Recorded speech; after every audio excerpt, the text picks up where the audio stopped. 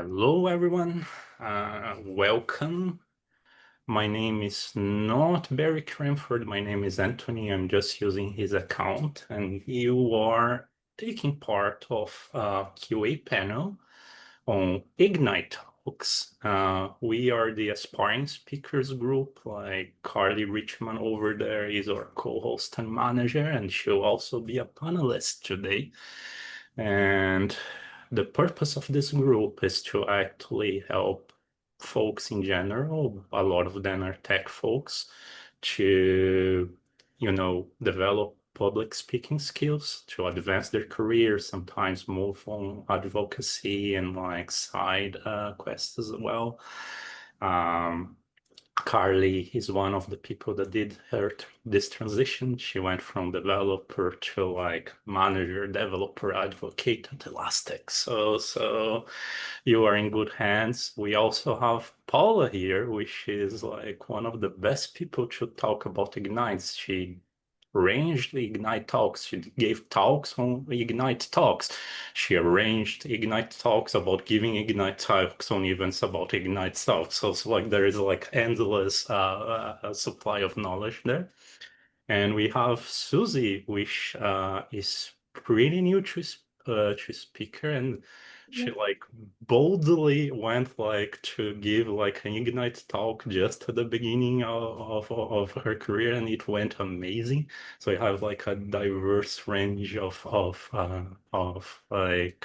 knowledge and experience to share here. And stay tuned. I'll let the speakers introduce themselves, ask questions, interrupt at any time that you want. And we have, if we're doing this, there is always a motivation. We have like Ignite talks, and we are hoping to convince you to join us both in person and online. Steve Paul is here as well, and more to the middle of the talk, he'll give some announcements where you can go give your first Ignite talk, right? So without further ado, I'll let the panelists introduce themselves. Let's start with people from the house today. Carly, how are you? I'm good, thank you. So hi, if you've not met me before, my name is Carly Richmond. I lead the developer advocacy team at Elastic. I've been a member of this group for quite a few years now. I am a conference speaker, I do content, I'm all sorts of different things. And I have done Ignite talks in the past after basically being too terrified to do them for quite a few years. So I'm happy to answer any questions on how they're different, why you should do them compared to a regular talk, what the experience is like, how to prepare, anything like that at all. Yes, Paula, do you want to go next? So Paula, how are you today? Thanks, Carly. So I'm Paula Kennedy. I'm the founder and COO of a company called Syntasso, which makes a framework called Cratix for building internal developer platforms. As Anthony mentioned, I've got various experiences in different parts of kind of Ignite. So I have been an organizer of DevOpsDays London since 2017. And if you've ever been to a DevOpsDays, they always have Ignite talks. So that's where Suzie gave her first Ignite talk this year, DevOpsDays London.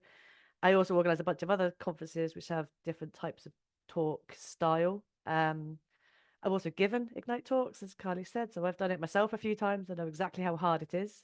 So again, like Carly, I'm happy to answer questions on why would you even put yourself through that pain, what's involved, etc., etc. So I'm excited to be here. Thank you for inviting me, Anthony. No problem at all. We're happy to have you here. And Suzie, how are you today? I'm doing good. So a bit about me. I am very junior in both my career and in my career of giving talks. So I've only started getting into the career of technology only about a year ago. And tech community groups and speaking is what really got me inspired to join. So right now I co-organize some tech events and community groups in Yorkshire alongside some amazing people like Ethan Sumner and Jared Holgate. And I kind of jumped in the deep end at first, and my very first talk was at DevOpsDays London, and I did an Ignite talk, which I actually preferred doing an Ignite talk over a long talk, and that's why I decided to choose that. Thank you, Susie. So again, the format here is you folks ask questions, sure, panelists, but just to get us warmed up, I don't know if everybody here even know what an Ignite talk is. So I'll launch this question to the panelists, like anyone can pick what is an Ignite talk and how is it different than regular one? Feel free to pick it up. I'll take a stab. Okay, so what is an Ignite talk? Very specifically, it's a unique format. So you'll hear people talking about Ignite talks, you'll hear people talk lightning talks, you'll hear like different events and different conferences have different formats for talks, but the Ignite is a very specific format. What it means is you have a 5-minute time slot, but the slides will auto advance. So you have 20 slides, and that's 20 total. So from your first introduction slide to your conclusion slide, 20 slides maximum. Each slide will appear on the screen for 15 seconds, which gives you exactly 5 minutes of content. And you as the speaker do not control the slides. You don't have a clicker. You don't get to advance the slide. You don't get to like have dramatic pauses. The slides will automatically advance every 15 seconds and you are not in control of them. So that's the basics. Normally what happens as a conference organizer, we would ask for the slides that you want to speak to be provided in advance, and we control that auto advance. So you will literally, as a speaker, you get up on stage and you get the microphone and you go. You don't control like the slide advancement. So it's a very specific format, not to be confused with lightning talks, because some conferences will ask for submissions for lightning talks that are also 5 minutes or 10 minutes. Those are fixed in duration, but the format of those slides is up to you. So you could do a lightning talk, which could be 5 minutes in duration as well, but you have complete control over your slides. That is not what an Ignite talk is. Ignite is a very specific, defined format. I hope that's clear. I mean, I'll take any questions on that, but that's the basics, right? That's what an Ignite talk is. Yeah. I guess to add as well, if anyone's heard of Pecha Kucha before, which I had heard of before, didn't realize they're pretty much the same thing because it's that auto advancing kind of thing. But yeah, that's basically you have no control, you don't have a clicker in your hand, and it can feel a bit insecure as a result. Yeah, there's definitely drawbacks to doing an Ignite talk, but there's also benefits. Like, for example, someone as junior as me, I do not have the knowledge to talk for a whole 30 minutes about a topic. So having just a 5-minute slot really helps you get to the point and you don't have to get very technical with it, which is a bonus.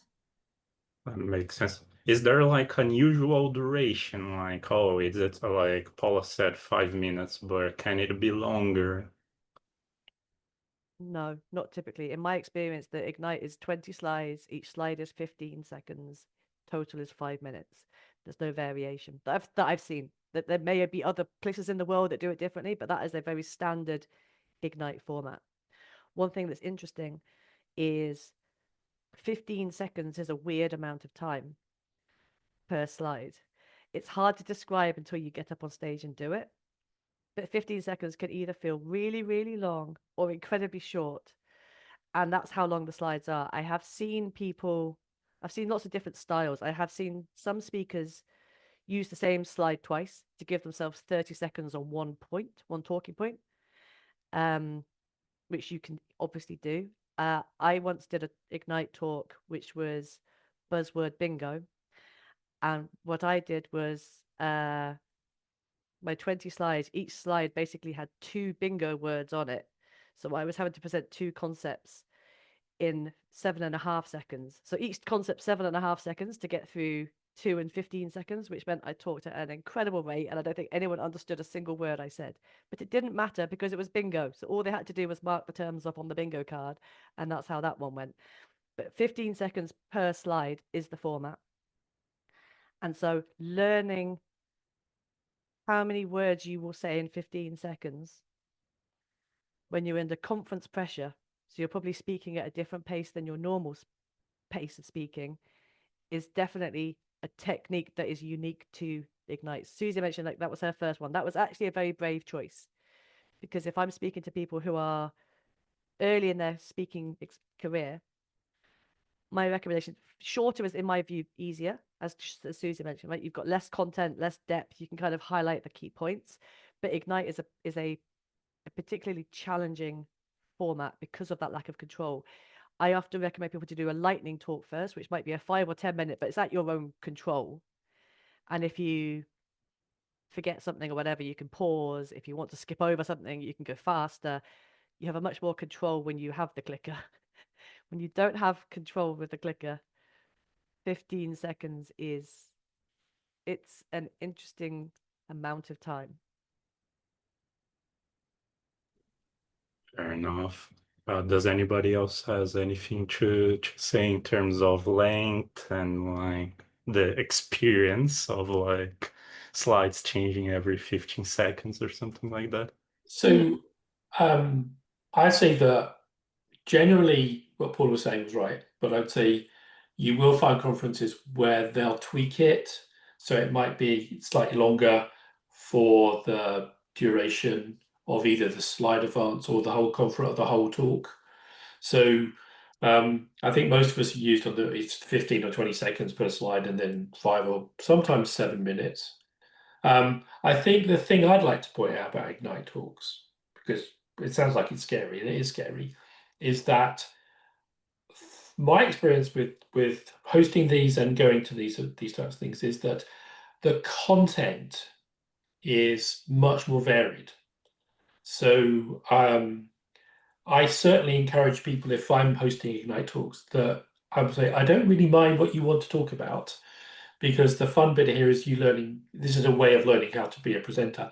So I remember a very memorable evening in San Francisco listening to a bunch of Ignite talks, and they were completely ranged, including one that was by a lady who got everybody singing sea shanties. Right, it's a tech conference, but she did this, and because we're going, the value of the Ignite talk to you as a presenter is that this is, yeah, it's going to stress you out, and it's going to do, you're going to find new ways to present. But the main thing is it's a topic of your choice, so you should be intimately aware of it. So that bit should be easy. So I'm saying generally, and certainly the ones that I would run, I say I don't mind what you talk about as long as you come. So I'll give a few seconds. Please raise your hand, say something, ask questions. I guess we also want to talk about blind ignites, which are something I've never actually had the nerve to do. Has anyone done those? Yes, and you're now welcome to come and do one. I'd be up for that. Why not? Go for it, Steve. Like I've heard those also called Ignite Karaoke, right? Yeah. Which is basically, for those who've not seen one of those, it's you're talking for 5 minutes. The rules of the game are the same. 20 slides, 15 seconds per slide, but you didn't write the slides also. So you get up on the stage and you're seeing a slide deck and it's auto advancing and you didn't write those slides. And they could be anything. The funniest ones, to Steve's point, sometimes these are just for fun. Yeah. And the slides could be just like a whole series of memes, one after the other. Or it could be a whole set of like stills from different movies. I don't know. It could literally be anything. And you have to just get up and tell a story. It's the equivalent to stand-up improvisation comedy, is basically what it is, with slides in front of a very technical, nerdy audience. So it's a thing. I've also never done it. Never.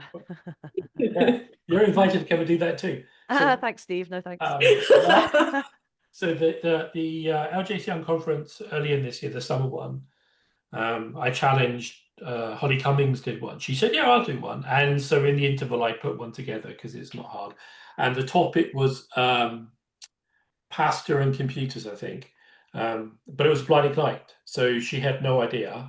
She saw what the topic was, so she could get her head in the right space. And then after that, it was just a random set of pictures that you have to construct a story. It's fun.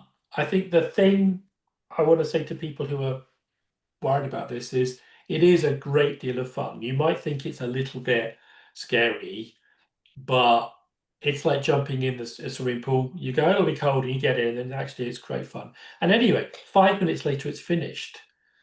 You know, and it's just great for the audience. It's great for you. And if you do get to do a blind ignite talk, I mean, I've seen people at conferences, they'll go and find somebody from the audience who will say, yeah, okay, I'll do one. And they do a blind ignite talk. It's 5 minutes. It's fun. It exercises your brain, makes you think on your feet, which is awesome. It's just a great thing to do. And yeah, just fun. Thanks, Steve. Yeah, and in a way, I see it as a public speaking equivalent of like kata. Like Paula mentioned, improvisation skills, but also how do you prepare for this and things like that. So there is a lot that you figure out when preparing. But let me pass the word to Alex here. Hi, Alex. What's your question? Hi, guys. So basically, one of the things that I want to be learning more how to do in public speaking is to tailor my talk for the audience to try and understand what level of experience they have. And I'm guessing that you just can't do that with Ignite talks. But I don't know if that's just because they're so short or the automated slide timing means that you can't make any changes. Do you have any opinions on that? Can you adjust your talk for the audience somehow?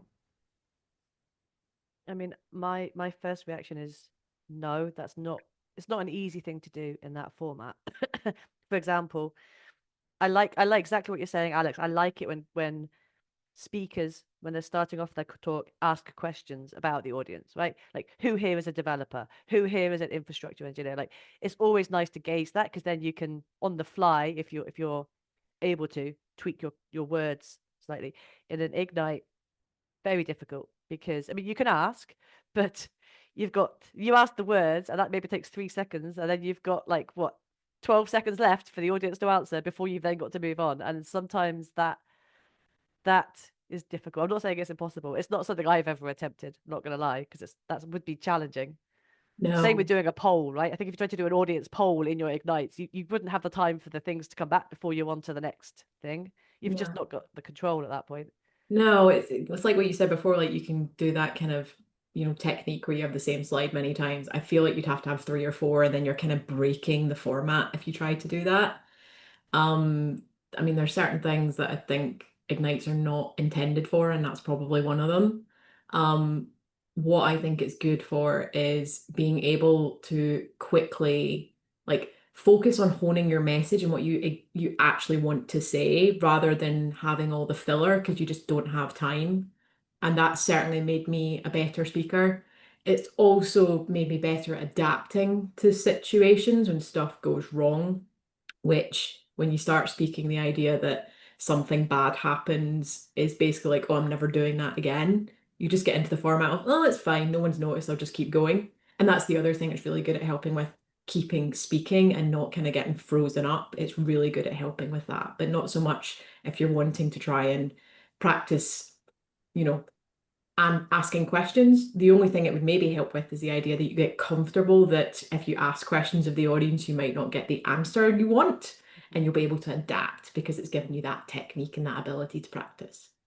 Yeah. The only adaptation you can sort of do is before you make the talk. For example, most of the time whenever I go to a conference, I always look at the list of attendees or people are posting about it on LinkedIn and see if most of them are junior ones or if they're senior ones, and you can adapt your talk that way.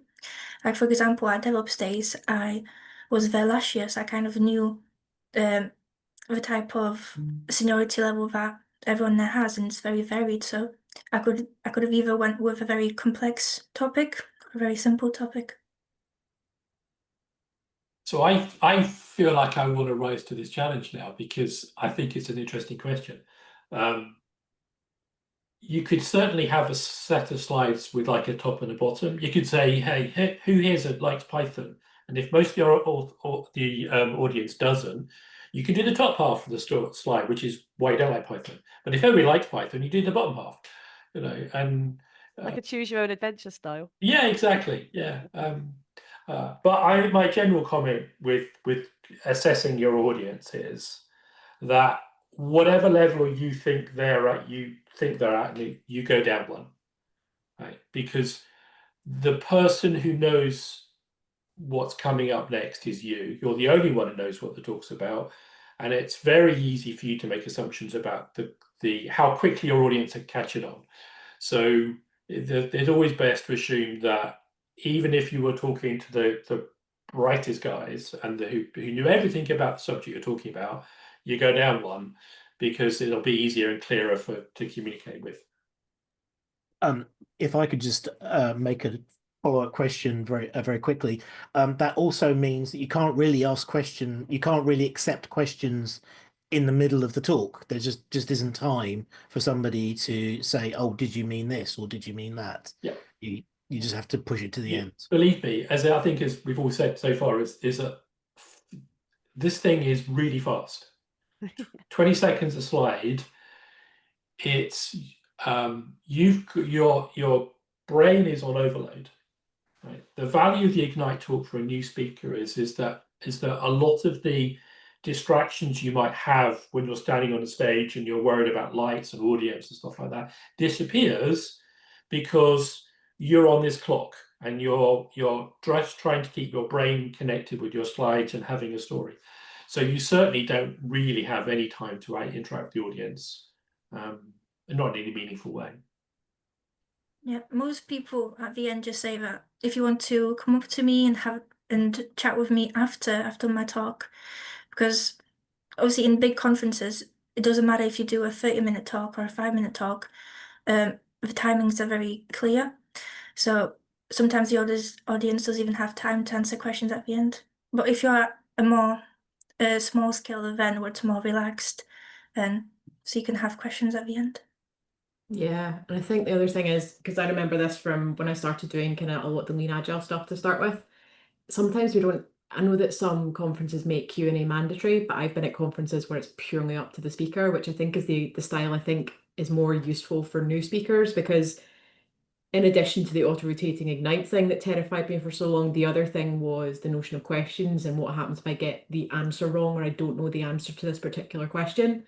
And in those instances, sometimes that speaker might actually be more comfortable saying, "Come and find me afterwards," because then it's in, it's in their control, and also when it's in a situation where there's probably fewer people around and they've not got, a massive crowd of people staring at them. So it also helps with that, in my view, that you kind of don't have the option and someone can come up and ask you afterwards when, you've calmed down, you've decompressed, and you're not as stressed out. Typically also when a conference is running Ignites, they tend to do a series of them back to back. Yeah. So there's no time for Q&A because you go from the first speaker to the next speaker to the next speaker. So it's not like there's time. It's like the whole set of Ignites themselves are on a clock. So there might be a 15, 20, 30-minute window of Ignites, and each speaker's going to go back to back to back to back, and there's no pauses. So there's absolutely no time for audience Q&A. One thing that is interesting, though, is they don't run short either. This is the funny thing. Steve's point was like they're very fast, right? When I'm a conference organizer with my organizer hat on, I'm like, sometimes you have a 30-minute slot for a talk and a speaker's done in like 20 minutes. You're like, oh, that's awkward, because then there's 10 minutes Q&A. And to Carly's point, some speakers like it, some don't. It gets a bit weird. A great thing as an organizer is that the Ignites are going to be exactly 5 minutes.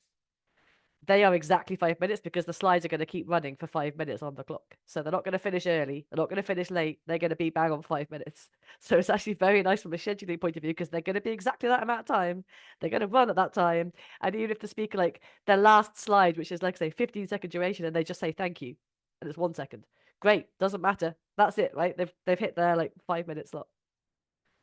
On that subject, I mean, like a lot of people that came here are regulars, and we always gave the same advice, like, repeat your talk over and over, give the talk to your dog, to a rubber duck, and take notes on your presentation, know what to skip or how to fill in, because time is elastic. Sometimes it goes fast, sometimes it goes slow. But is there any specific advice about how to prepare for a lightning talk, knowing the limitations and the format? Practice with auto rotation. So most tools, like I've had it with Keynote, Google Slides supports it, PowerPoint supports it. There's also a script you can get online that will auto rotate PDFs, which I think is how DevOpsDays does it. Get a hold of a mechanism to auto rotate. Check with the organisers in case it deviates from this 15 seconds auto rotation and you're getting more time per slide, and practice it a few times. That's the best advice I can give you. But I'm sure others will have other suggestions too. Well, I think you're right. And I was going to say, I'd say record it. Right? Do it, record yourself. It's 5 minutes, and then we'll watch it back. You will, all this stuff, watching yourself speak is what's the word? Cringy. Creepy. Yeah. But you have to do it at least once. So practice, record it, and as always, make sure the subject is something that you are expert on, so you don't have to sit there and think, oh, what's this mean? There's also, I mean, in terms of like practical kind of advice, there's certain tips and tricks you can do. So I mentioned that if you particularly want to hone in on a point, you can repeat the same slide, right? It's not the idea, but you can do it. So I have seen it where someone will have the same one slide up for 30 seconds because they just literally put the same slide. So it auto advances and it's the same slide. So you can do that. It's not in the spirit necessarily, but if you need to really double down on a point, you absolutely can do that. I've seen other formats, which I would not do myself, but I have seen some formats where all the slides are just images. So the person just got on stage and just gave a story, right? And it almost, I didn't like that style personally, but what they did was they had a load of images on the slides, and they just stood up and told a 5-minute story, and the story didn't really relate to the images, but it was a way of them having like fitting the format of doing those slides, but be able to also tell it was loosely connected. But it didn't matter that they were just like flowing in their story because the slides flowed and their words flowed and they were just like loosely connected. I wouldn't be brave enough to do that. For me personally, I like to have each of my auto advancing slides, I like each slide to say the point that I want to make next. So that if I either freeze on a slide or ramble too much on a slide or forget what I want to say on a slide, doesn't matter, because in 15 seconds, the next one's coming. And the next slide has got my next point. So I try to make it, like Steve said, it's a really good idea to record yourself. It's a really good idea to practice it. But actually having each slide as my next sentence, almost like this is my next idea, and this is my next sentence, this is my next sentence. Like if I forget something or I ramble on too long, the next one's coming at me in 15 seconds time. And I find that useful. Do it that way. Like they're just doing loads of images. I find that very, very daunting personally, because I like to see the words I want to say basically in my slides, because then it's going to go. Yeah. I think also, I'm not sure how you describe this, but I think if you make the Ignite talk more of a checklist approach, you're going, I think you said that, Paula, is like you do this and you're going to say, I'm 10 things about how you do this. Here's 1, 2, 3, 4, 5, whatever it may be. Certainly goes well to this style of talk rather than one complicated subject. Yeah. Yeah. As for me, since it was my first time speaking, I kind of didn't worry about the slides. I just had a 5-minute script that I remembered, and if it matched the slides, then great. If it didn't, then I didn't worry too much about it. But I think it ended up kind of working out. Obviously, I wasn't looking backwards and I was talking, but I think it kind of ended up on the right slides. But what I first did was, for the idea of my talk, I presented it at a different, very smaller conference, like a meetup group in Yorkshire.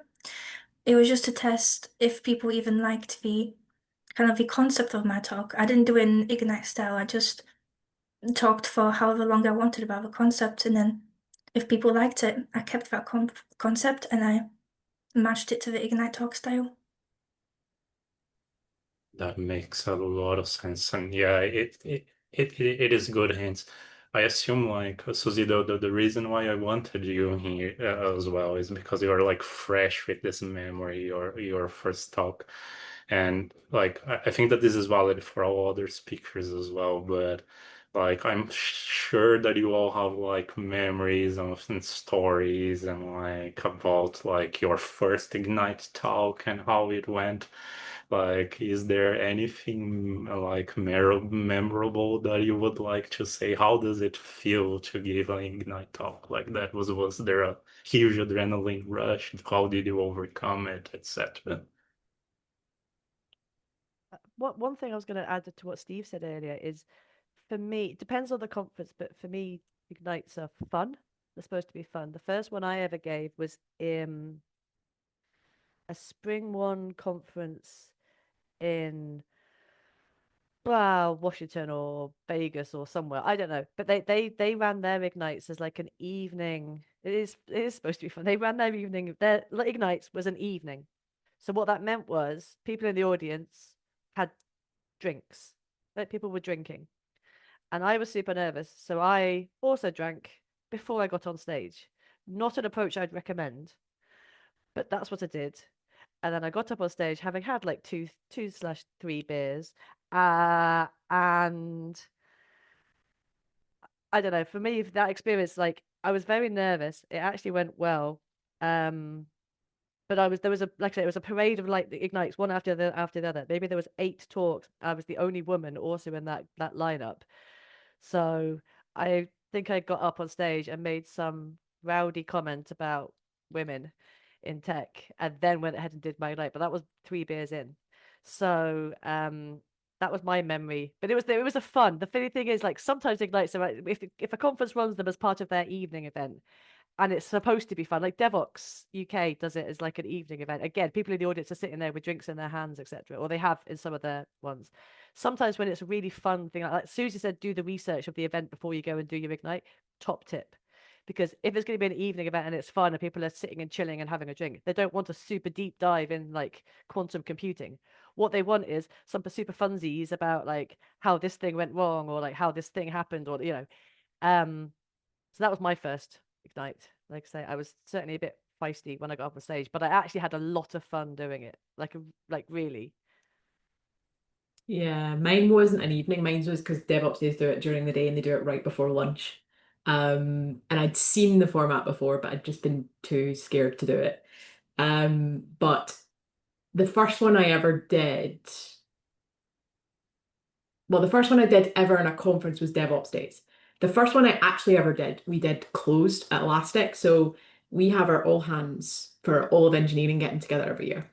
And we wanted to do like a little kind of knowledge share thing among all the advocates. So we decided to use the format. So we said every advocate has to do an Ignite talk, and they could pick anything about any features. It could be something that we didn't like about the product. It could be something cool we were interested in. It had to relate to Elastic. So it was more specific than what we've been talking about, where you can do everything. And when I did that in front of a friendly audience, I realized this is actually quite fun and it's not so bad as I thought it was. So I just kind of went, oh, okay, I'm going to submit and see. And then I got the DevOpsDays one, and the same thing happened again because it auto rotates and because stuff does go wrong. The whole audience is behind you because they're actually probably amazed at the fact that you have the nerve to stand up on stage and do this because they would never do it. But it also means that because you don't have time to think, like your natural personality comes out as well. So you don't think about your jokes and worry about how they're going to land. You don't think about, all those nitty-gritty, scary details. You just have a bit of fun and go up and talk and share something interesting. And it does make it fun. So I know everyone's kind of looking at us and like, are you serious? This is fun. It is actually a lot of fun because you're just up there talking about something you know about, because you're not going to pick something you don't know about. And it is actually a lot of fun. And the audience is rooting for you. They're not kind of going to come up and say, I hated your talk, it sucked. No one is going to do that with an Ignite. It's just never going to happen.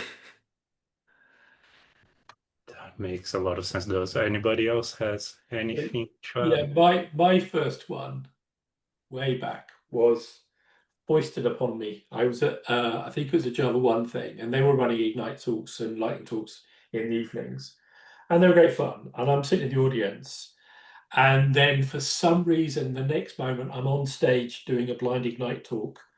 And I vaguely remember the slides being all sorts of things like bicycles and chickens and just completely random stuff. And I was told I had to connect what was on the slide with some Java feature.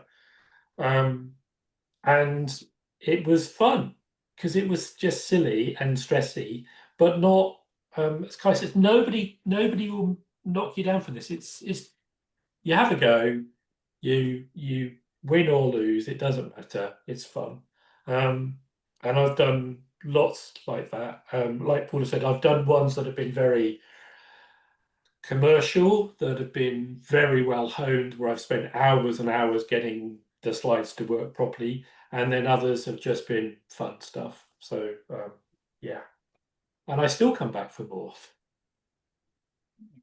So, as I said, my first ever Ignite talk was at DevOpsDays this year, and it was also kind of my first time talking in front of an audience. Obviously, I did a concept test at a smaller audience in Yorkshire DevOps, but those are people that I've known for nearly 2 years.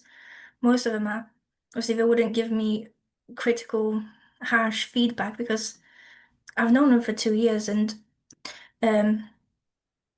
but I'm glad I did that concept test because that was a chance to test out my jokes and see if they landed with the people there.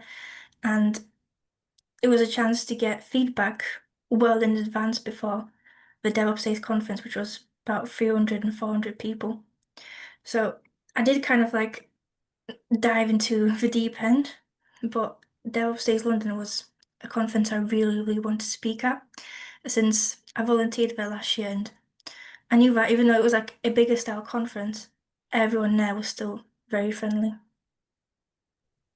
And I was there personally, and your talk went amazing. I couldn't tell it was the first one. That was one more reason why I wanted to invite you here. So, since Suzie gave us the opportunity, Carly and I are putting together like an Ignite talk events where you can practice for 5 minutes in the same like aspiring speakers, cozy, warm online community style that we ever had.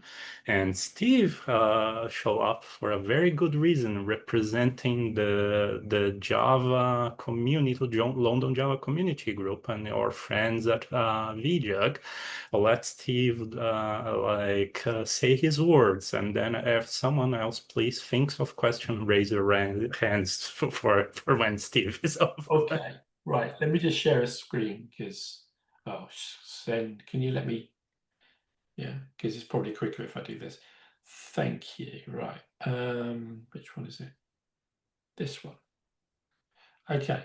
So the LJC, as you know, we do Java stuff, and I'm now the community director of the LJC. So I'm trying to keep the train going and also come up with new things that we could do. This is on Eventbrite. This is the ones we have coming up. And the first one, like the meetup at Discover, Ashu is there on that, on the next one. She's doing a lightning talk. I mean, it's a sort of like 10-15 minute thing on her talk. And then the next one, she's actually going to do a full thing based on her experience from doing that, which is cool.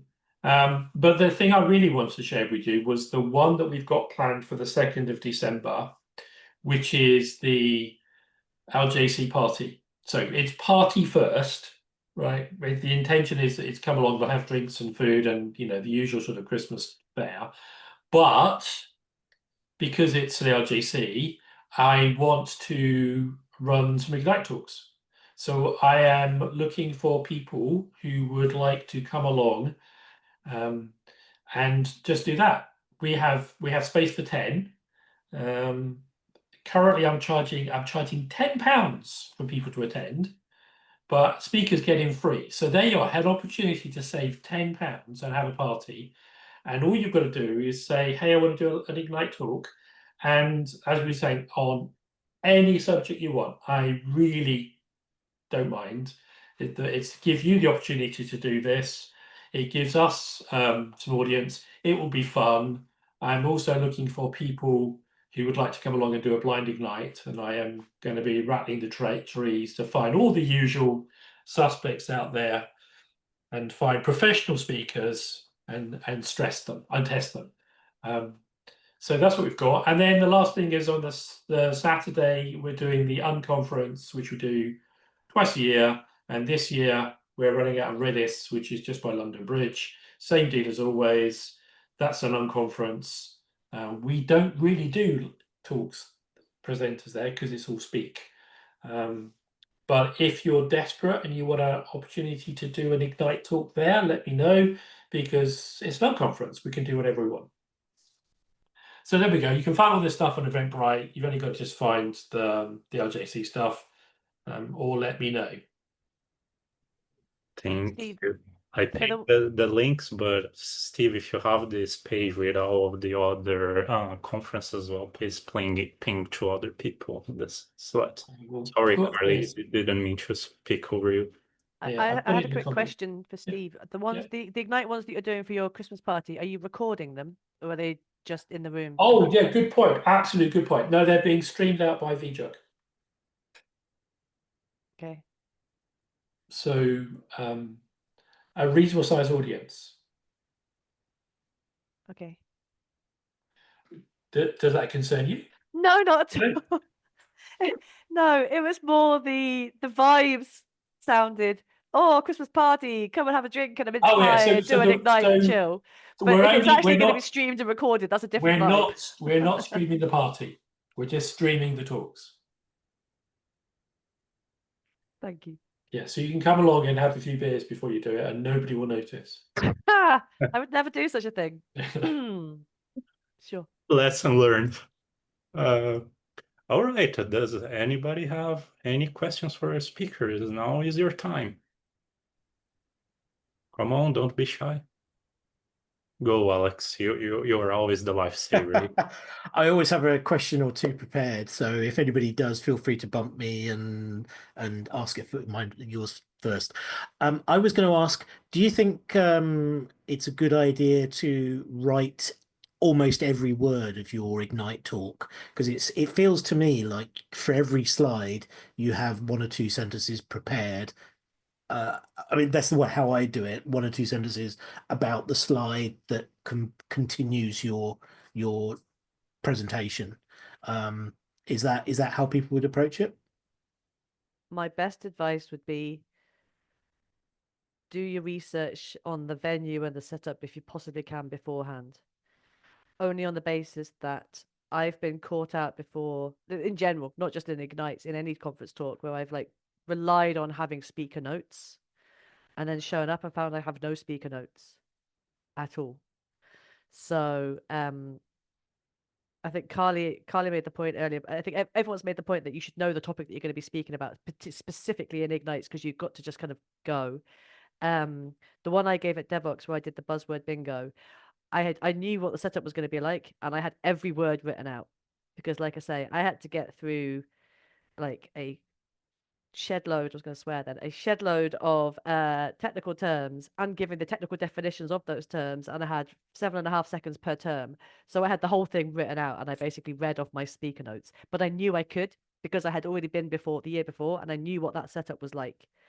I think for this, if you're pretty confident that you're going to have it, definitely write yourself a couple of bullet points. That's my style anyway. People have different styles, but like I say, for me, and Steve said it as well, Ignites are a really nice format for doing, top 10 tips. And if each of your slide has the words on it, you don't really need your bullet in your speaker notes because your slide is your sentence, sort of.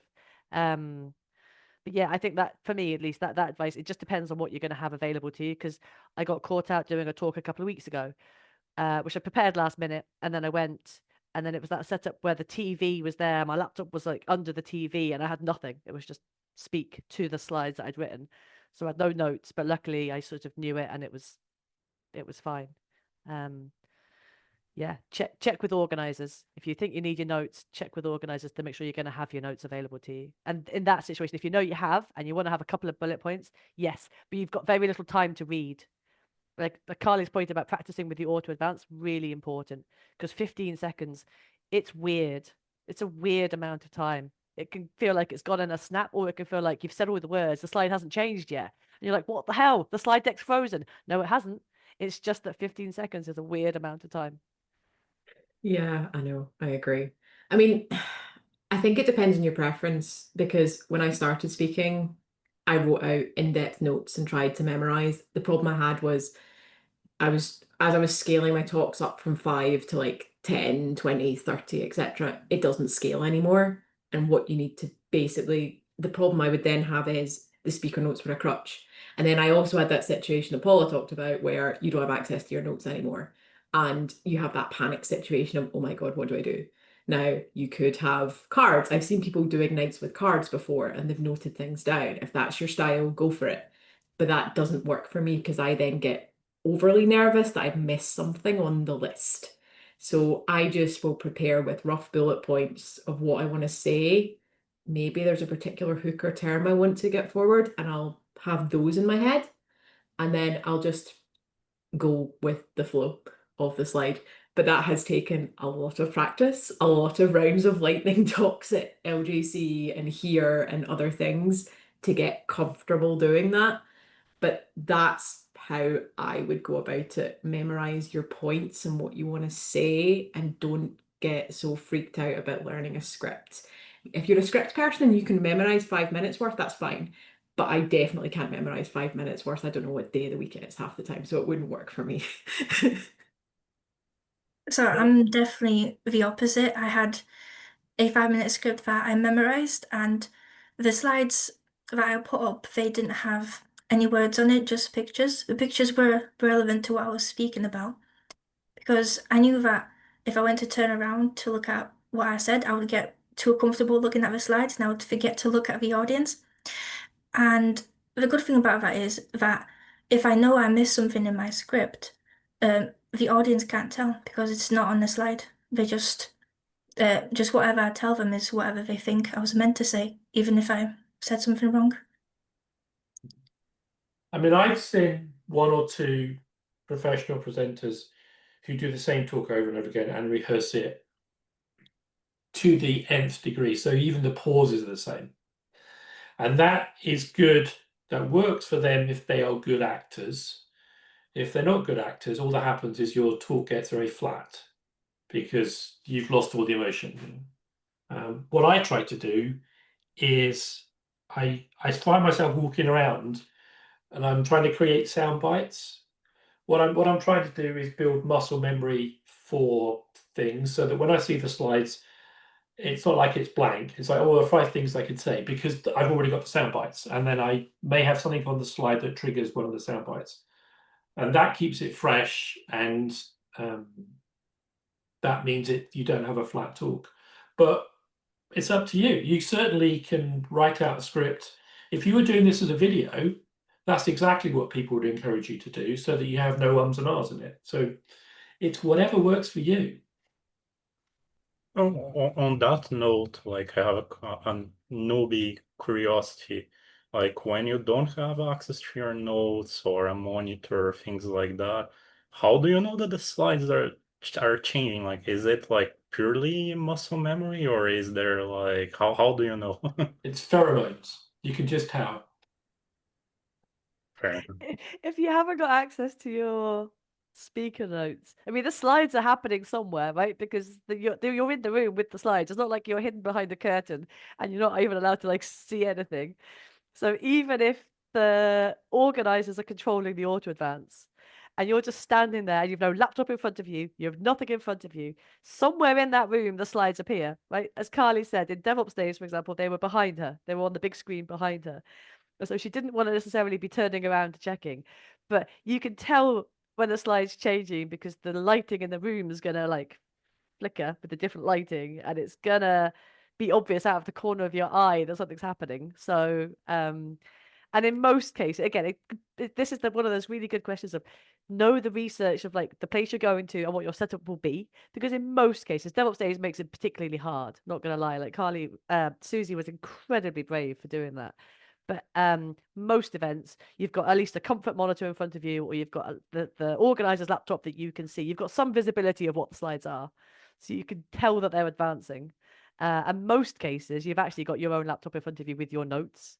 Like I say, even when it's auto advanced, like the one I did at DevOps, I was able to have the laptop in front of me with the notes, even though the auto advance was being controlled by someone else.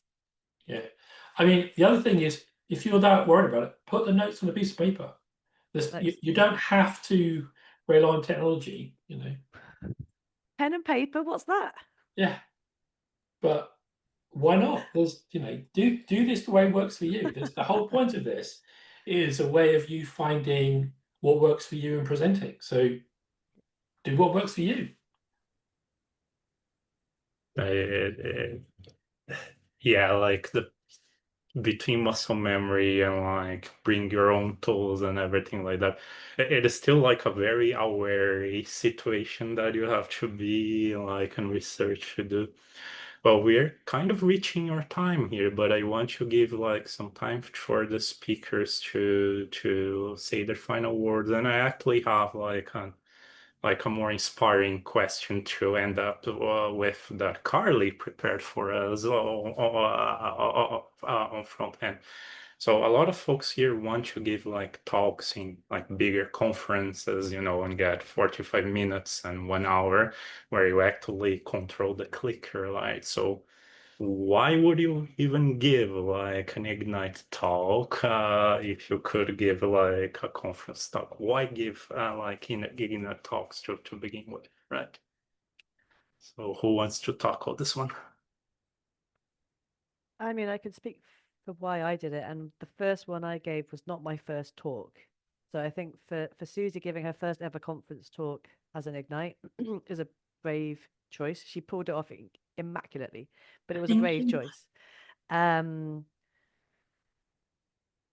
me, the reason I did it, and maybe similar to Carly, the reason I did it was I'd seen other people doing them, and they looked like a lot of fun, right?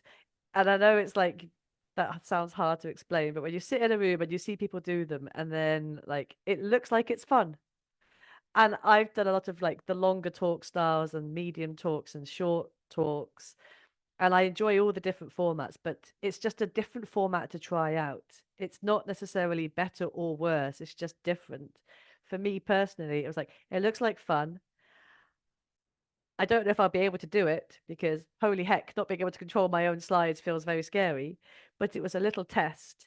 And like Carly said, it's a really, the one I gave, the first one I gave, actually, I took a 30-minute talk and I condensed it into this format. So a little bit to what Suzie said, I had already tested out the talk, I'd already tested out the content, people liked it. It's like, right, how do I turn 30 minutes into 5? And how do I do it in a format that makes these 20 slides, each slide has to be impactful because I've only got 20 of them and they're going to go really fast. It was like a test to myself. That's why I did it. And then I did it and it was fun. It was really fun. Yeah, for me, I think the reason I was scared for so long to do it, but I kind of realized a couple of years ago that at every point when I tried to do something different with regards to speaking and go out my comfort zone, I got just as freaked out anyway.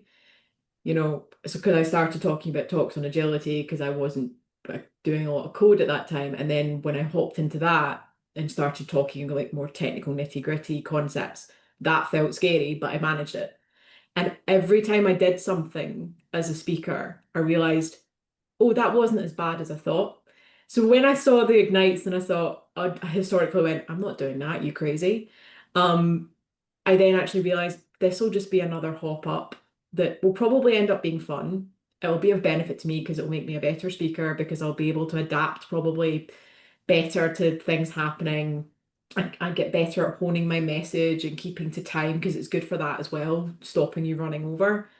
I thought this is actually a good skill to work on. And I'm glad I did it because it's been a lot of fun. But it's also opened up opportunities where if I see that the ignites are there, I will submit quite often at least one over, you know, I'll probably submit to the other track as well. But I'm also seeing a lot of conferences with ignites where the longer talk sessions are so oversubscribed, the ignites are not. So if you're wanting a way to get into a conference, it might be a good way in some regards, because most people are too scared to actually give it a go. So as for me, Ignite was the format I preferred, because I'm still a student, I'm still in sixth form. I don't have enough knowledge to talk about something for 30 minutes, but if I were to talk about it for 5 minutes, I could definitely get enough point across. And the format forces you to have very impactful slides, and honestly, they're more memorable sometimes than the very long talks. So it is an advantage because your talk is more memorable. You don't have the fluff around it to make it 30 minutes, and it forces you to be fun and be quick and try to make people remember you, even in such a short amount of time. Yeah, exactly. That you've all said things I was thinking is the Ignite talk is this very condensed set of things that you have to learn to do the full talks. So you have to learn to be on time. You have to learn to, I don't know, speak clearly. You have to learn to structure your slides. There's all these things that you have to do for Ignite talk. Every single piece of it is something that's important skill to have, and it's all condensed in 5 minutes. And even that experience of being pressured, you're going to have that when you stand on stage and things like that. So Ignite talks are just great to give you all that experience, and they're short. And I think, as we've said, the audience is with you 100% you do Ignite talks. There's no downside to it. Even if it goes dramatically wrong and you lose your place, people understand that and they'll support you. And then, of course, you'll also see, if you're going to the right place, you'll also see a bunch of people who do this professionally failing abysmally as well. And that's cool as well. Thank you, Steve. Thank you all. So we're just in time. I want to give a big shout out to each one of the speakers, Carly, Paula, Suzie, that made time today, Steve for jumping in last minute and being the fourth panelist. Join the aspiring speakers community, register for a talk. You have the links. Go to the LGCN conference and the parties. The links are there. If you need anything, Carly and I are available. You can reach out to Steve about London Java Community Matters. And thank you very much. Thank you. Thanks, folks. Bye. Thank you for having Thanks, me. Cheers. Cheers. Bye-bye. Bye.